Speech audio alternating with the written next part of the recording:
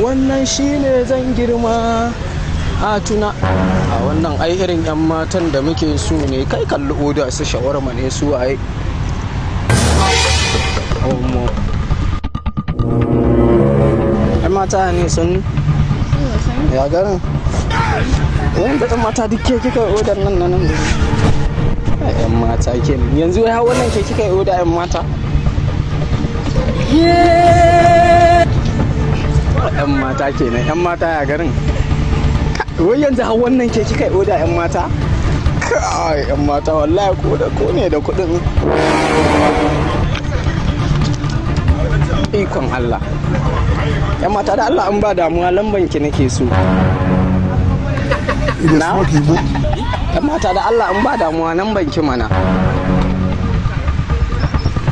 yan mata in ba damuwa lamban ki dan Allah dan kin ji